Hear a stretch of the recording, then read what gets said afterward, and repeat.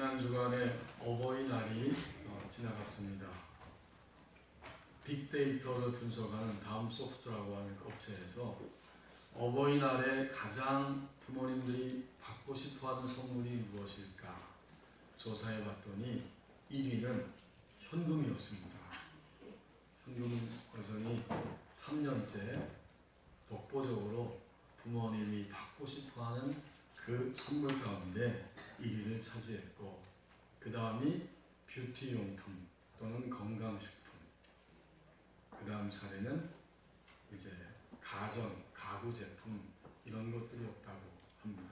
반면에 부모님이 받고 싶지 않은 선물 1위가 무엇인가 봤더니 그것은 단연코 바로 책이었습니다. 책 선물하는 자식도 있는지 모르겠어요. 부모님은 책이 싫더라. 왜 그런가 이유를 봤더니 왠지 책을 받으면 이거 열심히 읽고 제대로 사세요라는 압박감을 느끼기 때문이다. 그렇게 이유를 말했습니다. 그 다음 받고 싶지 않은 선물이 케이크 이런 것들이라고 해요. 근데 제가 그걸 가만히 읽어보니까 아마도 이것은 결혼한 자녀들의 이야기일 것이다 이런 생각이 들었어요. 우리 중고등부 학생들이나 또 우리 대학생들, 아직까지 취업 전선에 있는 우리 젊은 아들, 딸들은 부모님에게 어떻게 용돈을 크게 많이 드릴 수가 없잖아요. 그래도 부모님들은 정성이 담긴 그 꽃, 또 정성이 담긴 손편지 이런 것들을 볼 때 감사하고 자녀로 인해서 감격합니다. 우리의 모든 일들은 다 가정에서 시작되고 가정을 통해서 이루어지기 때문에 이 가정의 달이 우리에게 의미가 있고, 하나님은 성경을 통해서 가정의 의미를 끊임없이 우리에게 일깨워 주십니다. 오늘 우리에게 주신 이 본문 말씀 잠언 23장 24절 상반절 말씀을 보십시오. 인간의 문제는 의의 문제입니다. 여기 상반절에 보면 의인의 아비는, 여기 아비라는 말은 엄마도 포함된 거예요. 우리 엄마들 섭섭해 하실 필요 없어요. 성경에서 이렇게 예를 들어서 말씀하는 거죠. 의인의 엄마는, 의인의 아빠는, 그러니까 의인이 살고 있는 그 가정은 이렇게 말하고 있습니다. 아니, 자녀와 부모가 함께 사는 가정에도 의인이 있고, 그리고 이 말씀을 역으로 조금만 뒤집어서 생각해 보면 악인도 있다는 겁니다. 우리의 자녀들 가운데 의인도 있고 우리의 자녀들 가운데 악인도 있다는 것입니다.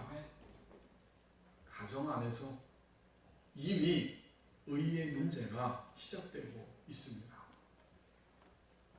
우리 개인, 우리 가정, 그리고 모든 사람들이 살아가는 이 과정 전체는 다 의의 문제이고, 무엇이 의로운 것인가, 어떻게 행동하는 것이 의로운 행동인가, 이것과 씨름하고 있습니다.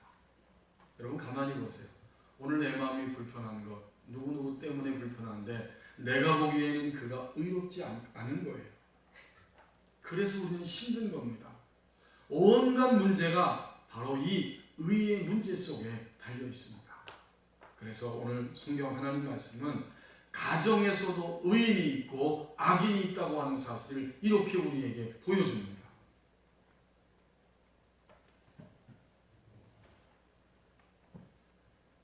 인간이 태어나서 가장 먼저 처하는 그 환경은, 최초의 환경은 가정입니다. 가정 안에서 아이들은 부모와 가족들과 살면서 무엇이 올바른 행동인지를 부딪힘을 통해서 점점 깨닫기 시작합니다. 가끔 결혼식이 있을 때, 어떤 장시가 있을 때 웨딩홀 같은 데서 하잖아요. 그래서 시간에 맞춰서 이제 조금 일찍 가서 엘리베이터를 타고 올라가는데 사람들이 많습니다. 젊은 엄마 아빠가 아이들을 손에 잡고 데리고 엘리베이터를 탑니다. 그러면 그 엘리베이터 안에서 어떤 아이들은 막 소리를 지르고 웁니다. 전혀 지금 잔치집하고는 관계없는 이야기입니다. 들어봤더니 엄마가 왜 그거 사준다고 했는데 안 사줬어 하고 사람 많은 데서 그걸 따지고 있어요. 어떤 아이가. 근데 부모님들을 보니까 두 종류예요. 어떤 부모님들은 그 어린아이한테 기가 꺾여가지고 그냥 어떻게 할 줄 몰라요. 그냥 손으로 입만 막고 있어요. 어쩔 줄 몰라서 방치하는 거죠. 하지만 다른 부모님들은 누가 있든지 없든지 따끔하게 혼을 냅니다. 공중장소에서 내가 이렇게 행동하는 것은 옳지 않다는 것을 어릴 때부터 따끔하게 혼을 내는 겁니다.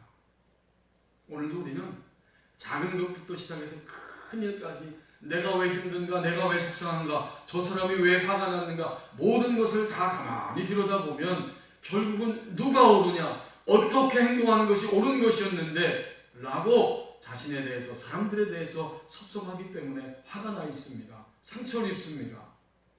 인간의 모든 문제는 여전히 가정에서부터도 이미 의의 문제입니다. 성경에서는 의를 뭐라고 말할까요? 오늘 말씀에도 보면 의에 대해서 말하고 있는데, 성경이 말하고 있는 의는 윤리적인 그러한 모습을 포함하고 있지만 윤리적인 것을 넘어서서 관계적인 것이 바로 의라고 말합니다. 사람과 사물이 일치해야 하는 그런 세상사 모든 일들에 있어서의 규범이 되는 것이 바로 의입니다. 다시 말하면 사람은 이렇게 행동해야 돼 라고 하는 규범이 있어요. 그게 의예요. 여러분, 물건도 제자리에 딱 위치되어 있을 때에 어울리는 거잖아요. 그것이 의입니다. 그래서 성경은 이 의로움에 대해서 끊임없이 이야기를 해줍니다. 시아버지하고 며느리와의 관계에 있어서도 의로움이 필요하고요. 장인과 사위의 관계에 있어서도 의로움이 필요합니다. 그래서 성경 창세기 38장에 보면 성경은 인간의 적나라한 면을 그대로 다 보여주잖아요.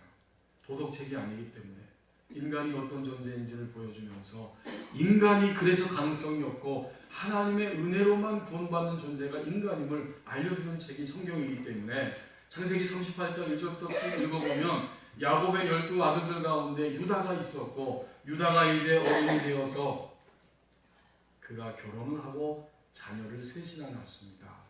엘과 오난과 셀라라고 하는 자녀를, 아들들을 셋만 낳았어요. 그리고 장남이 장성하여서 결혼을 시켜야 되기 때문에 다말이라고 하는 여인과 함께 결혼을 시키고 그 며느리로 맞이하게 되는데, 이 장남이 그만 하나님 보시기에 악하니까 하나님이 그를 죽이셨어요. 그러자 그 당시에 문화대로 수혼법에 의해서 남자 형제가 죽으면 남자 형제 가운데 그 다음 차남이 형수와 함께 결혼하고 그 형의 대를 이어가야 된다. 이런 수혼법이 있는 시대입니다. 그래서 그 법을 지키기 위해서 이제 장자 엘이 죽은 다음에 오난이 형수와 함께 살게 되었는데, 오난도 자기의 자식이 되지 않을 것을 알기 때문에 형수에게 아이를 출산하게 하지 않습니다. 하나님이 그도 죽이셨어요. 막내 셀라만 남았는데 이 시아버지가 겁이 났습니다. 그리고 막내는 아직 장성하지 않았습니다. 그래서 그냥 친정집에 가서 과부로 있어라 하고 돌려보냈어요. 시간이 흘러갔습니다. 이제는 이 막내가 드디어 장성한 청년이 됐기 때문에 결혼하여서 그 가게의 계대를 그렇게 유지시켜야 함에도 불구하고 이 유다는 그 일을 시아버지는 하지 않습니다. 생각도 못해 답답한 며느리가 창녀로 가장을 하고 어떤 마을에 있는데, 이 시아버지가 길을 가다가 창녀인 것처럼 착각을 하고 며느리와 합방을 해서 결국은 며느리가 임신하게 됩니다. 여러분, 이것이 도덕적으로 불가능한 이야기인데 그 시대에 그런 일이 일어나고 있었습니다.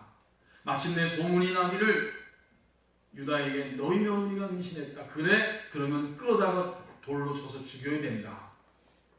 이 며느리가 끌려나갈 때에 시아버지와 관계하기 위해서 약조로 가지고 있었던 약조물이 있었습니다. 도장하고 끈, 지팡이를 가지고 있었는데 나는 이 사람 때문에 임신했습니다 라고 말하게 됩니다. 그때 시아버지 유다가 말했습니다. 내가 옳도다. 이것이 의로움입니다.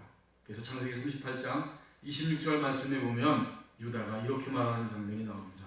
창세기 38장 26절 말씀 25절부터 읽어보면 여인이 끌려나갈 때에 사람을 보내어 시아버지에게 이르되 이 물건 임자로 말미암아 임신하였나이다. 청하건대 보소서 이 도장과 그 끈과 지팡이가 누구의 것이니까 한지라. 유다가 그것들을 알아보고 이르되 그는 나보다 옳도다. 내가 그를 내 아들 셀라에게 주지 아니하였음이로다 하고 다시는 그를 가까이 하지 아니하였더라. 도덕적 윤리적 의무를 넘어서서 가족 안에서 가족의 의무를 다한 이 며느리 다말이 시아버지보다 옳도다. 이것이 성경이 말하고 있는 관계적인 의의입니다. 특별히 가족관계 안에서 부과된 요구에 대해서 부응하는 모습, 이것이 바로 의로움입니다. 그러므로 본문에 다시 돌아와서 보면 이 잠언서 23장 24절 상반절 말씀에 의인의 압이라고 말할 때 이 의인은 누구냐면 규범에 그대로 순응하는 사람, 하나님이 주신 규범에 그대로 응답하여 나아가서 움직이는 사람이 바로 의인입니다. 하나만 더 짤막하게 생각해 보면 다윗과 사울의 이야기를 아시잖아요. 이 둘의 관계는 왕과 신하이기도 하지만 이 둘의 관계는 장인과 사위입니다. 사울의 딸 미갈과 다윗이 결혼했잖아요. 그런데 이 장인은 사위를 그토록 죽이려고 쫓아다닙니다. 마지막에는 이리저리로 도망다니다가 결국에는 한 굴에 들어가게 되었는데 사무엘상 24장에 보면 엔기디 광야에서 굴 속에 사울이 들어갔고 그 깊숙한 곳에는 이미 다윗이 신하들과 있었어요. 다윗에게 말합니다. 하나님께서 원수를 갚을 시간을 기회를 우리에게 줬습니다. 저 사울을 죽입시다. 하지만 다윗은 하나님의 기름 부으신 받은 자를 내가 죽일 수 없고 가족관계 안에서 언약관계인 장인을 죽일 수는 없습니다. 그래서 옷자락만 살짝 베어가지고 나오게 됩니다. 나중에 이 사실을 이제 알게 되고 서로 마주 대하게 된 사울이 한 말이 있습니다. 사무엘상 24장 17절에서 이렇게 말합니다. 다윗에게 이르되 나는 너를 학대하되 너는 나를 선대하니 너는 나보다 의롭도다. 요 두 본문에 표현된 의롭다는 말이 바로 잠언서 오늘 본문에 나오는 그 의의 의미입니다. 관계적인 의의입니다. 마땅히 관계 속에서 특별히 가족들 안에서 관계성을 가지고 하나님이 살게 하셨는데 그 관계성에서의 의무를 다하는 사람, 그가 바로 의인입니다.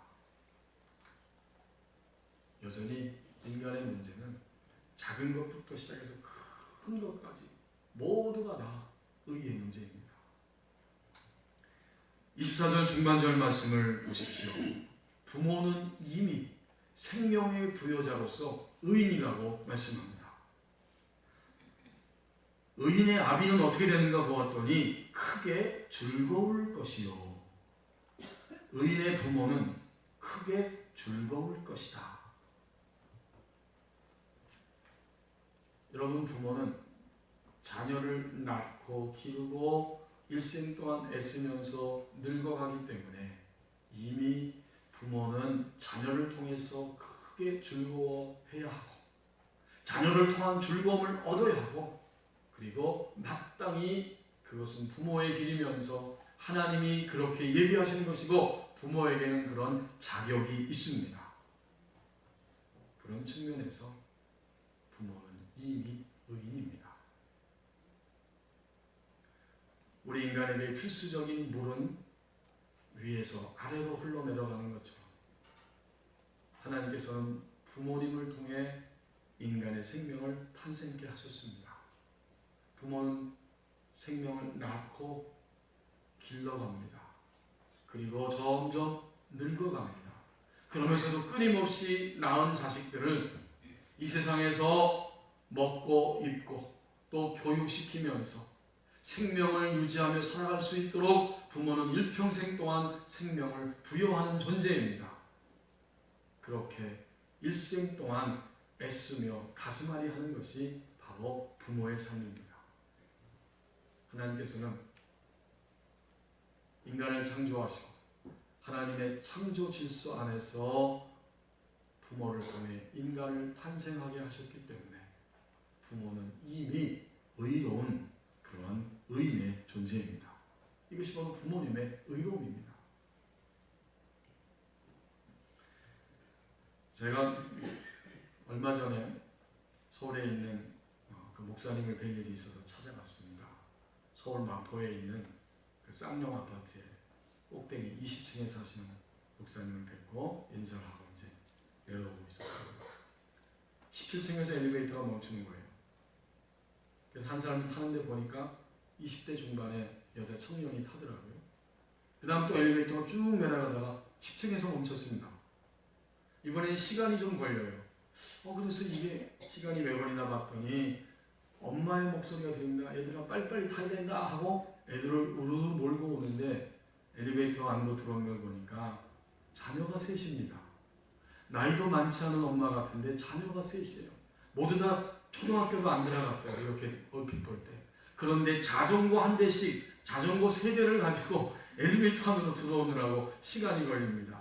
이제 그 아이들이 무사히 들어와서 엘리베이터가 닫혔어요. 그리고는 쭉 엘리베이터 내려가기 시작하니까 그 가운데 아들이 하는 말이 엄마한테 나는 냄새야? 그렇게 물어보더라고요.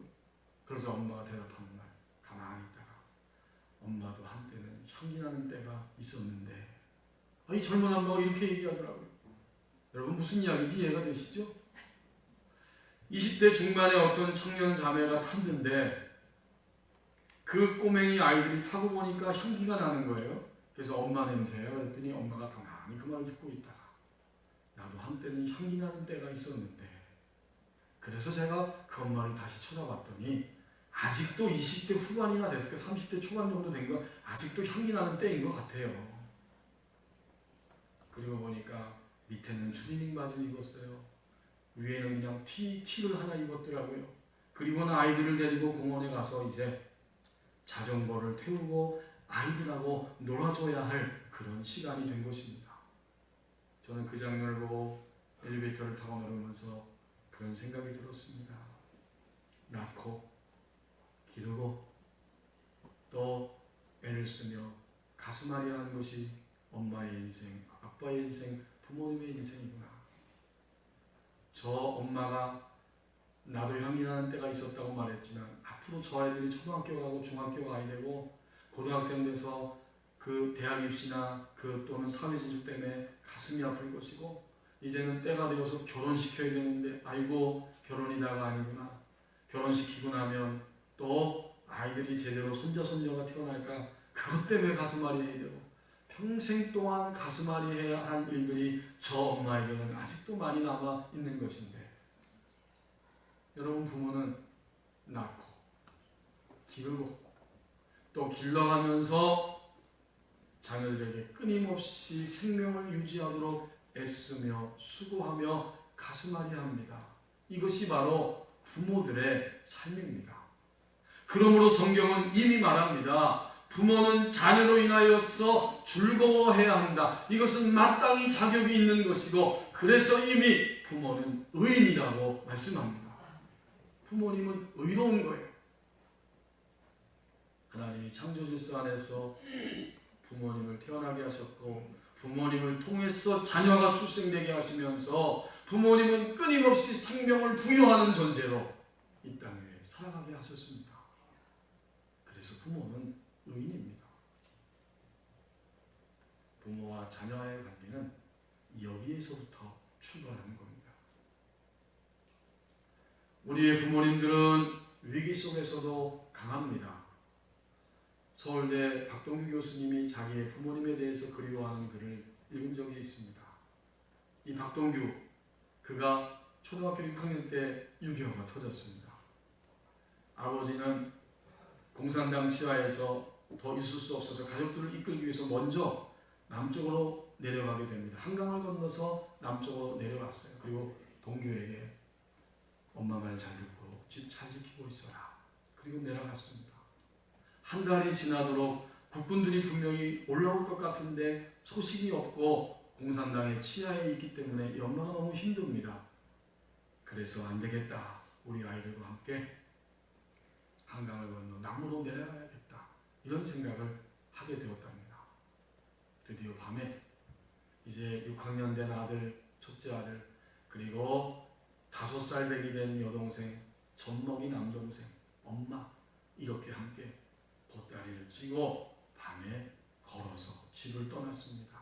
일주일 정도 걸려서 평택의 어느 그 바닷가 가까운 마을에 도착을 했는데 컴컴한 밤입니다. 잘 곳이 없어서 가마니 2개를 겹쳐서 깔고 거기에 잠을 자고 아침에 일어났어요. 먹을 것이 없어서 엄마가 보니까 그 개천에 가서 새우를 잡아다가 그리고 담장에 달려있는 호박잎을 띄어다가 그것을 함께 죽으로 끓여서 아침을 먹었습니다. 그렇게 식사를 하고 하루, 이틀, 3일이 지났는데 그 호박, 처마 밑에 호박을 따가니까 그 집주인이 나와서 호박잎을 계속 따가면 호박이 열리지 않는다고 가라고 이렇게 말해버렸습니다. 그래서 이 엄마는 하는 수 없이 이 아이들을 더 고생시키면 안 되겠다 싶어서 마음을 다시 고쳐먹고 이 평택에서 서울로 올라가서 아버지를 기다려야겠다 결심하고 올라오게 됩니다. 이젠 방법이 없어서 그 짐 가운데 그토록 엄마가 아꼈던 재봉틀을 팔아서 쌀 한 자루를 사게 되었습니다. 이 쌀을 큰아들 동규의 어깨에 매게 하고 엄마는 아이들 둘을 데리고 짐을 챙기고 서울을 향해 걸어옵니다. 무거운 발걸음을 옮기기 시작했고 한참을 걸어서 수원 근처에 거의 도착을 했다고 합니다. 수원 근처에 와서 무거운 쌀자루를 지고 가는데 갑자기 어떤 청년이 나타나가지고 박동규에게 있는 이 쌀자루를 내가 지어줄게 하고 그걸 자기가 지도래요.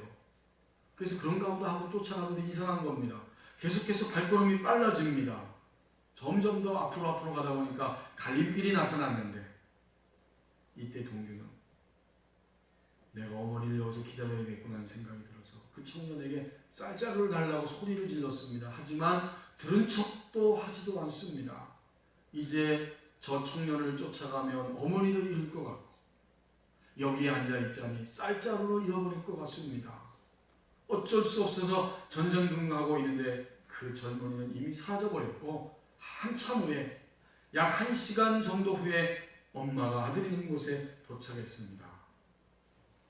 쌀자루가 보이지 않아서 물어봤더니 이 동규가 눈물을 뚝뚝뚝 흘리면서 일어난 일을 다 이야기하고 통곡하며 울었습니다.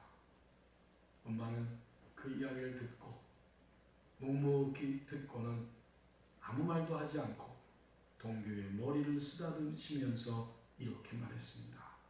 내 아들이 영리하고 똑똑해서 애미를 잃지 않았네. 그때 어머니는 이미 울고 계셨습니다. 생명 같은 쌀을 잃어버린 아들을 탓할 수도 있었지만 그냥 그저 아들과 함께 피눈물을 흘리며 거기에 있었습니다.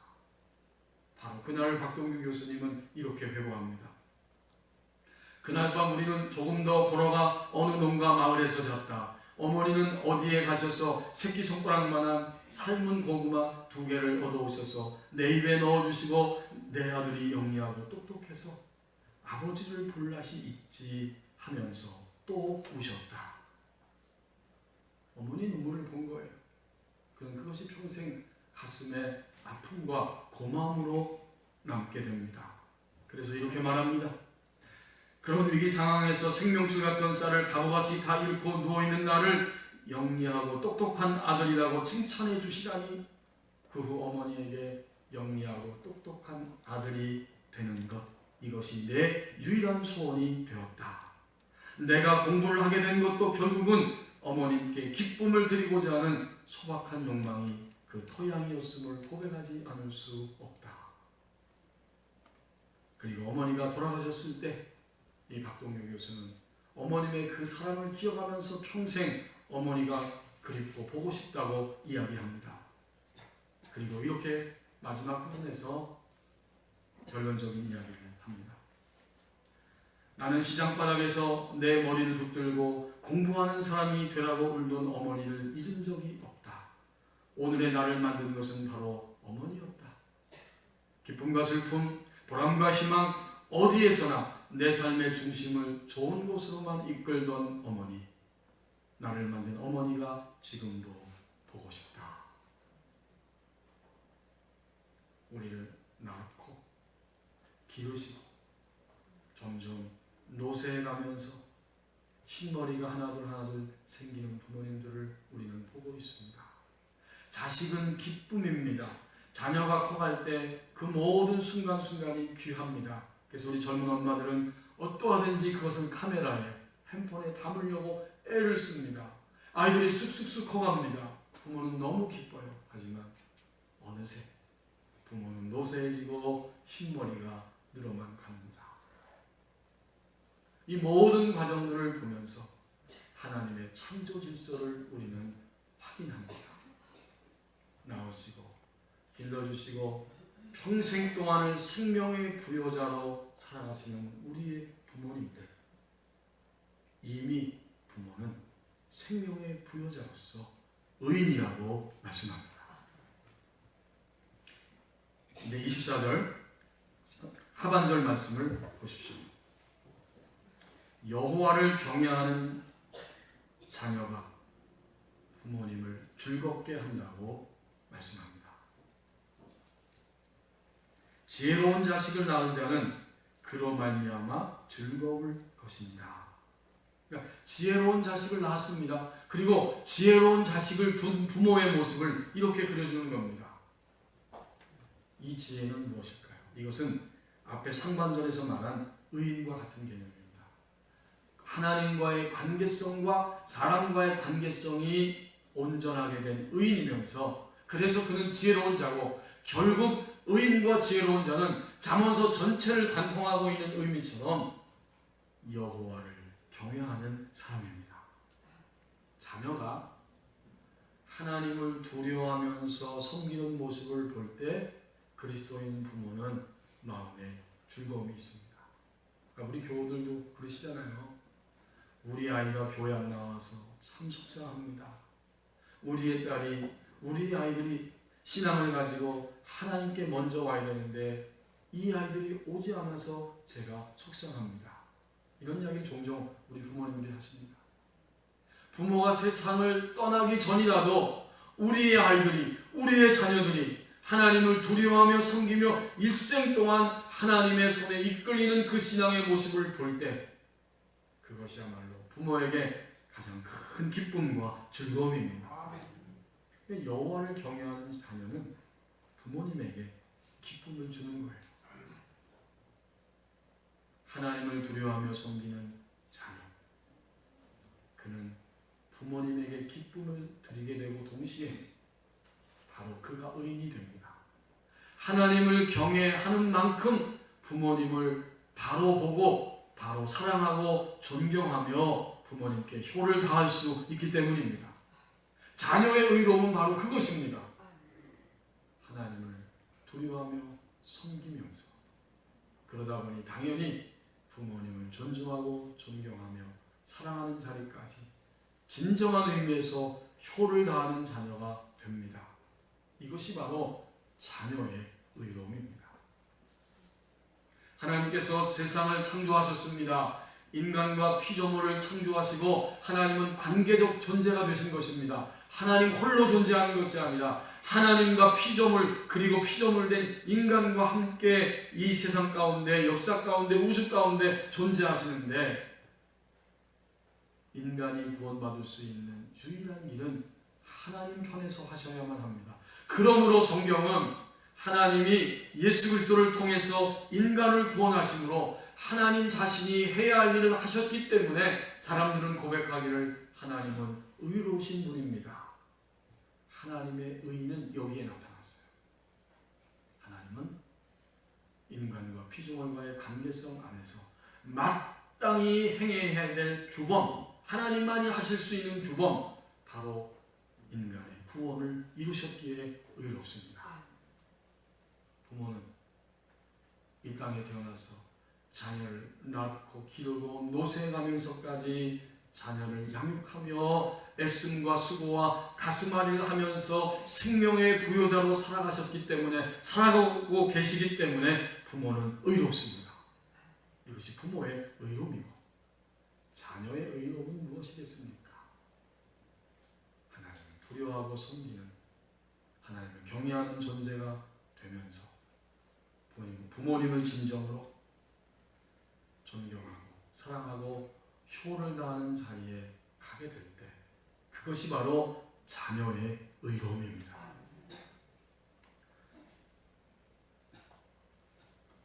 아프리카 케냐에서 선교하고 있는 이문미 선교사님 이야기를 제가 몇 번 말씀드렸는데, 이제 그 선교사님이 선교하면서 자녀가 한 명이었어요. 몸으로 낳은 자녀가. 그리고는 그 딸 수진이를 낳고, 그 다음 도저히 부모님이 계시지 않아서 다 돌아가셔서 입양해서 키우는 수정이라고 하는 또 딸이 하나가 있었습니다. 그런데 어느 날 기도하고 있는데 하나님이 내가 좀 더 많은 자녀들을 책임져야 된다고 하는 마음을 주셨다는 거예요. 얼마 지나지 않아서 남편이 선교사님이죠. 외출했다가 돌아오면서 7명의 자녀를 데리고 들어왔습니다. 그리고 하는 말이, 여보 이제부터는 이 아이들도 우리가 키워야 돼. 9명의 자녀가 됐어요. 근데 그때 들어온 그 남자 아이들의 나이가 16살에서 19살입니다. 그 가운데 어떤 아이가 말했습니다. 저는 공부를 하고 싶어서 4년 동안 하나님께 공부할 수 있게, 학교 다닐 수 있게 해달라고 기도했습니다. 그 말을 이 이문미 선교사님이 들었습니다. 그래서 이제 결심했어요. 아이들을 모아놓고, 너희들은 오늘부터 우리의 가족이다. 물론 이 아이들이 부모님이 계신 아이들도 있지만 어려워서 함께 살지 못하고 다 떨어져 있고, 그 나이 되도록 학교의 근처도 가보지 못한 거예요. 그래서 말했습니다. 얘들아, 나는 한국 사람이고 우리 한국에 100년 전에 선교사님들이 와서 복음을 전하고 우리에게 이렇게 복을 얻을 수 있는 길을 열어주셨고, 그래서 나도 선교사로서 아프리카 케냐에 와서 이 일을 하고 있는 거야. 그러니까 너희들은 미안해할 필요 없어. 다만 열심히 공부하고 하나님의 뜻 안에서 너희들이 자라나서 너희 케냐, 너희 나라의 백성들을 이끄는 리더가 되어야 한다. 그것이 이 엄마의 소원이다. 이렇게 설명하고 기도하고 드디어 그 아이들을 책임지면서 이제 학교를 보내기 시작했어요. 바로 집 근처에 가까운 그 사립학교에 보냅니다. 그리고 아이들에게 규칙서를 만들어줘가지고 꼭 너희는 이 규칙을 지켜야 함께 살 수 있다. 자기 체크리스트도 만들어줬어요. 그 가운데 하나가 새벽 기도하는 겁니다. 제가 그 글을 보면서 깜짝 놀랐어요. 매일 새벽 기도하는 겁니다. 학교에 가기 전에. 그래서 아침에 일어나서 엄마와 함께, 이 선교사님과 함께 새벽 기도를 하고 학교로 가는 거예요. 그리고는 한 학기가 다 끝나갔습니다. 학교에서 이제 연락이 와서 이제 등록금을 또 내야 되니까 이 남편이 찾아갔더니 그 교장 선생님이 이렇게 말을 하더랍니다. 대개 자녀들이 우리 학교에 온 다음부터 우리 학교의 분위기가 완전히 달라졌습니다. 아이들이 조용해지고 공부도 열심히 하고 분위기가 완전히 달라졌습니다. 그래서 본래 학교는 등록금을 제때에 내야 하지만 당신 가정의 아이들이 등록금을 제때 내지 못할지라도 결코 우리 학교에서 쫓아내는 일은 없을 겁니다.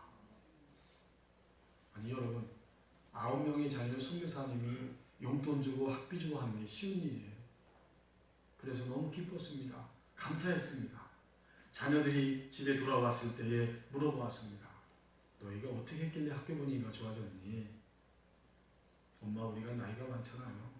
그래서 애들이 막 떠들면 야, 좀 조용히 하자. 이렇게 한마디 하면 아이들이 겁을 먹고 조용하더라고요. 그래서 학교 분위기가 좋아졌고요. 또 하나는 학교에 가서 공부하기 전에 아침 기도의 시간을 가졌다는 거예요. 아이들하고. 형들이 막 기도하자 하니까 어쩔 수 없죠. 그래? 그럼 기도하는데 너 성경은 어떻게 했냐 했더니 엄마가 새벽 기도할 때 한 설교 그대로 가서 아이들에게 성경을 이야기해 줬다는 겁니다. 여러분이 부모의 마음이 몸으로 낳은 자녀가 아닐지라도 이 부모의 마음에 큰 기쁨과 감격이 있습니다. 이제 방학이 되어서 아이를 데리고 그 식료품 사야 되기 때문에 쇼핑몰에 가서 식료품을 막 사가지고 나오는데 그 아이들 가운데 가장 나이 많은 여호수아라고 이름 붙인 그 자녀가 엄마에게 말했습니다. 엄마, 제가 이제 학교를 졸업하고 직장에 취직해서 첫 월급을 타면 제가 첫 번째로 하고 싶은 일이 있어요. 그 일이 뭔데? 내가 첫 월급을 타면 나처럼 공부하고 싶은데 집이 가난해서 공부하지 못하는 그 아이들을 위해서 꼭 장학금을 지불할 돈을 따로 떼어놓을 거예요. 내가 누리는 이 특권을, 엄마를 통해서 누리는 이 특권을 그 아이들에게도 따라서 나눠줄 수 있도록 돈을 내가 저축할 거예요. 그 말을 들을 때 이 선교사님의 가슴이 뜨거워졌습니다. 눈에는 눈물이 글썽였습니다. 그래서 그 아이를 안고 고맙다고 말하고 주님께 감사를 드렸다는 겁니다. 자녀가 하나님을 경외하는 자녀로 성장할 때 그것이 바로 부모에게 큰 기쁨입니다. 랭스턴 휴즈라고 하는 미국의 흑인 시인이 있습니다. 그가 1902년에 탄생했고 1967년 마침 5월 22일에 이 땅을 떠났습니다. 그가 지은 시 한 편을 소개하고 싶습니다. 어머니가 아들에게라고 하는 시입니다. 이 랭스턴 휴즈가 바라본 어머니는 가시밭길, 앞정이 널려있는 그런 가시밭길, 나무가시가 있는 길, 널빤지가 널려있는 그 맨바닥을 밟고 올라서는 것이 어머니의 삶이었다고 회고하고 있습니다. 그러면서도 그 컴컴한 어둠 속에 있을지라도 결코 자녀들에게 좌절의 모습을 보이지 않고 오히려 자녀들을 나처럼 너희도 할 수 있고 해야 한다고 격려하시던 어머니였다고 말합니다. 어머니가 아들에게 아들아 내 말 좀 들어보렴. 내 인생은 수정으로 만든 계단이 아니었다. 거기에는 앞정도 널려있고 가시나무들과 부러진 널빤지 조각들, 카펫이 깔리지 않은 곳도 많은 맨바닥이었다. 그렇지만 쉬지 않고 열심히 올라갔다. 층계천에 다다르며 모퉁이 돌아가며 때로는 불도 없이 깜깜한 어둠 속을 갔다. 그러니 얘야 절대 돌아서지 말아라. 사는 게 좀 어렵다고 층계에 주저앉지 말아라. 여기서 넘어지지 말아라. 얘야 난 지금도 가고 있단다. 아직도 올라가고 있단다. 내 인생은 수정으로 만든 계단이 아니었는데도. 부모님은 의롭습니다. 신앙 안에서 부모님을 섬기는 믿음의 자녀도 의롭습니다. 어버이날을 맞이해서 주님은 우리에게 이 원리를 말씀해 주십니다. 기도하겠습니다.